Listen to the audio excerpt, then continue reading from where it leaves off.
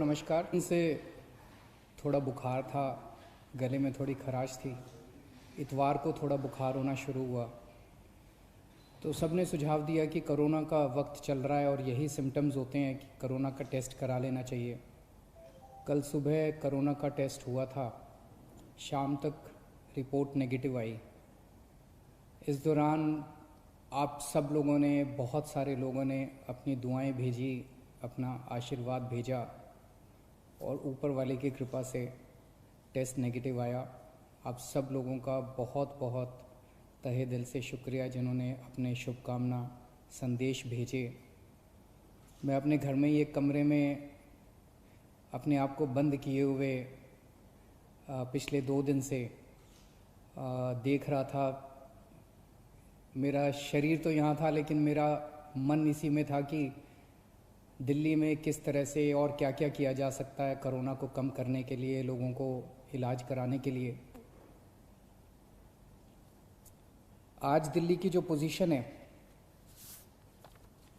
दिल्ली में 31,000 total case हो चुके हैं। इसमें से लगभग 12,000 लोग ठीक होकर घर जा चुके हैं। 18,000 लोग अभी एक्टिव केस हैं जिनको अभी भी बीमारी है। 900 के करीब लोगों की डेथ हो चुकी है। जो 18,000 लोग एक्टिव केसेस हैं, इनमें 15,000 होम आइसोलेशन में अपना इलाज करा रहे हैं। कल SDMA की मीटिंग थी, स्टेट डिज़ास्टर मैनेजमेंट अथॉरिटी।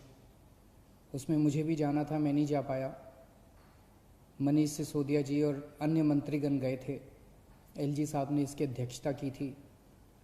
वहाँ पे जो आंकड़े प्रस्तुत किए गए सरकार द्वारा, वो आंकड़े दिखाते हैं कि आने वाले समय में दिल्ली में कोरोना बहुत तेजी से फैलने वाला है। 15 जून को उम्मीद है कि 44,000 केस हो जाएंगे। जो आज 31,000 केस हैं, ऐसा अनुमान है कि 15 जून तक 44,000 केस हो जाएंगे। 30 जून तक 1 लाख केस हो जाएंगे। 15 जुलाई तक 2.25 लाख केस हो जाएंगे और 31 जुलाई तक लगभग 5,32,000 केस हो जाएंगे दिल्ली में टोटल। और इसको देखते हुए 15 जून तक हमें 6,681 बेड्स की ज़रूरत पड़ेगी। 30 जून तक 15,000 बेड्स की ज़रूरत पड़ेगी। 15 जुलाई तक 33,000 बेड्स की ज़रूरत पड़ेगी। 31 जुलाई तक 80,000 बेड्स की ज़रूरत पड़ेगी। तो चुनौती बहुत बड़ी है। इसमें सबसे पहले तो अपने को ये करना है कि अपने आप को, हमें सबको कोरोना से बचाना है। इसे अब जन आंदोलन बनाना है।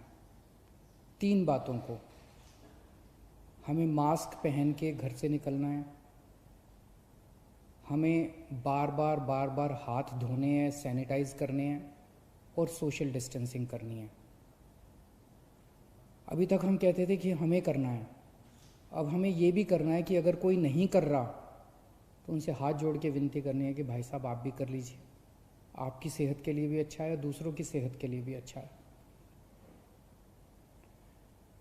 क्योंकि अगर कोई और नहीं कर रहा तो उसकी वजह से दूसरों को फैल सकता है, उसकी वजह से कोरोना दूसरों को हो सकता है।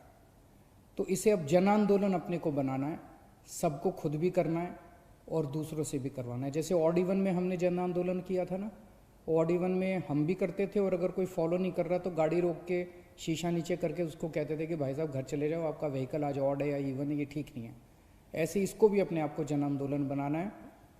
अपने को, अपने स्वास्थ्य के लिए ये ज़रूरी है। जितना इसको फॉलो करेंगे उतना चांसेस कम हैं कि आपको कोरोना होगा। दिल्ली की कैबिनेट ने निर्णय लिया था कि कोरोना के दौरान दिल्ली सरकार के अस्पतालों में दिल्ली में रहने वाले लोगों का इलाज हो, क्योंकि जैसे मैंने अभी आपके सामने बताया कि आने वाले समय में बेड्स की बहुत ज़रूरत पड़ेगी। सोमवार को केंद्र सरकार ने दिल्ली की कैबिनेट के उस निर्णय को पलट दिया और केंद्र सरकार ने, एलजी साहब ने आदेश जारी किया है कि दिल्ली के हर अस्पताल में सबका इलाज किया जाएगा। मैं देख रहा था टीवी पे कुछ लोग कह रहे थे कि केंद्र सरकार दिल्ली की कैबिनेट के फैसले को पलट नहीं सकती। एलजी साहब के पास दिल्ली के फैसले को, दिल्ली में चुनी हुई सरकार है, अभी कुछ महीने पहले चुनाव हुए थे जिसमें 62 सीट आई थी। दिल्ली की चुनी हुई सरकार के कैबिनेट के निर्णय को एलजी साहब या केंद्र सरकार पलट नहीं सकते। कुछ लोग ऐसा कह रहे थे। कुछ लोग कह रहे थे कि दिल्ली में खुद इतने सारे केस हो रहे हैं, दिल्ली के लोगों को खुद इतने बेड्स की ज़रूरत पड़ेगी। मेरा अब ये कहना है, केंद्र सरकार ने निर्णय ले लिया, एलजी साहब ने आदेश पारित कर दिया। ये समय असहमतियों का समय नहीं है, ये समय एक दूसरे से डिफर करने का समय नहीं है। अब जो निर्णय हो गया केंद्र सरकार का, एलजी साहब ने जो आदेश दे दिया उसको लागू किया जाएगा। एलजी साहब के आदेश को अक्षरशः लागू किया जाएगा, केंद्र सरकार के निर्णय को लागू किया जाएगा। अब इस पे कोई असहमति नहीं करनी, अब इस पे कोई वाद विवाद नहीं करना, अब इस पे कोई लड़ाई झगड़ा नहीं करना। ये सब लोग, मैं जितने सरकार के अंदर भी हैं, जितने पार्टी के लोग हैं, मैं सबको मैसेज देना चाहता हूं कि एलजी साहब के आदेश को लागू किया जाएगा, केंद्र सरकार के निर्णय को लागू किया जाएगा।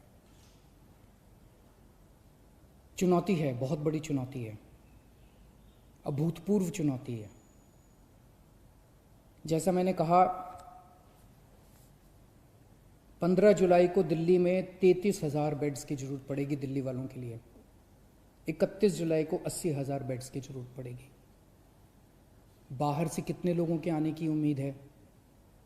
मोटे मोटे तौर पे देखें तो दिल्ली के अस्पतालों में जब कोरोना नहीं था, नॉर्मल टाइम में दिल्ली के अस्पतालों में 50% लोग दिल्ली के बाहर से आके इलाज कराते हैं। तो अगर वो अभी माना जाए तो जितने बेड्स हमें दिल्ली के लोगों के लिए चाहिए, उतने ही बेड हमें दिल्ली से बाहर से आने वाले मरीजों के लिए, हमारे भाई बहनों के लिए चाहिए होंगे। तो 15 जुलाई को दिल्ली के वालों के लिए 33,000 बेड चाहिए, तो सारे मिला के बाहर वाले भी अगर मिलाएंगे तो 65,000 बेड्स की ज़रूरत पड़ेगी। और 31 जुलाई को 80,000 बेड अगर दिल्ली वालों के लिए चाहिए तो लगभग 1.5 लाख टोटल बेड्स की ज़रूरत पड़ेगी। बहुत ज़्यादा बड़ी चुनौती है, आसान काम नहीं है। लेकिन इतना मैं कह सकता हूँ कि हम पूरी कोशिश करेंगे, तन मन धन जो बन सकेगा। ये हमारी जिम्मेदारी भी है और ये सेवा का काम है। मैं खुद निकलूँगा, कल से परसों से मैं खुद ज़मीन पे उतरूँगा। मैं खुद जाके स्टेडियम्स को, बैंक्वेट हॉल्स को, होटल्स को तैयार करवाएंगे। हम लोग जितना ज़्यादा से ज़्यादा हो सकेगा हम कोशिश करेंगे। मैं बस इतना कह सकता हूँ कि हमारी कोशिशों के अंदर ईमानदार कोशिश होगी और पूरी कोशिश होगी, कोई कमी नहीं होगी। लेकिन ये विपदा इतनी बड़ी है, ये मुसीबत इतनी बड़ी है, मानव जाति के इतिहास में शायद इतनी बड़ी विपदा कभी नहीं आई। हमारे काम में 100 कमियां रह सकती हैं, लेकिन हमारी नीयत में और हमारी कोशिश में आपको कमी नज़र नहीं आएगी। मैं पड़ोसी राज्यों से भी, वहाँ की सरकारों से भी निवेदन करता हूँ, अपील करता हूँ कि वहाँ समुचित व्यवस्था करें अपने अपने बेड्स के लिए और मरीजों के लिए। कर भी रहे होंगे, मैं किसी को दोष नहीं निकालना चाहता, कर भी रहे होंगे ताकि कम से कम लोगों को दिल्ली आने की ज़रूरत पड़े। इस दौरान मैं देख रहा था कि मीडिया वाले बहुत अच्छा काम कर रहे हैं। मैं मीडिया को सैल्यूट करना चाहता हूँ, मैं मीडिया को साधुवाद धन्यवाद देना चाहता हूँ। आपने हमारी जो जो कमियां रह जाती हैं, आप रोज़ हमारी कमियां बताते हैं और वो कमियां हमें सीखने का एक मौका देती हैं।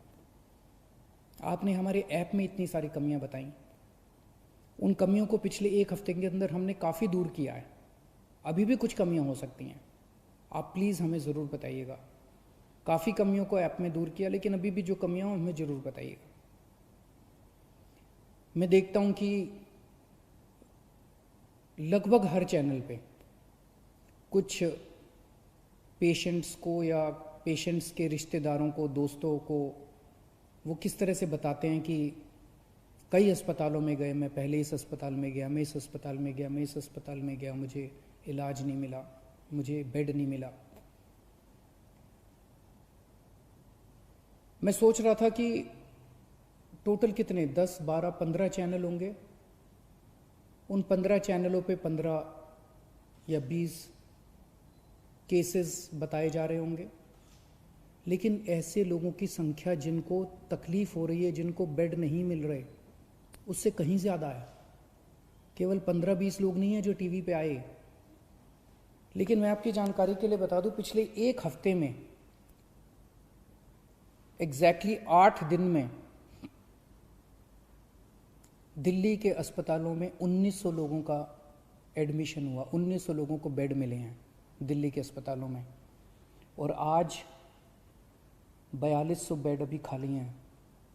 लेकिन ये 4200 बेड मोस्टली सरकारी अस्पतालों में खाली हैं, प्राइवेट के मोस्टली भर गए हैं। उसका भी इंतजाम कर रहे हैं, कोशिश कर रहे हैं।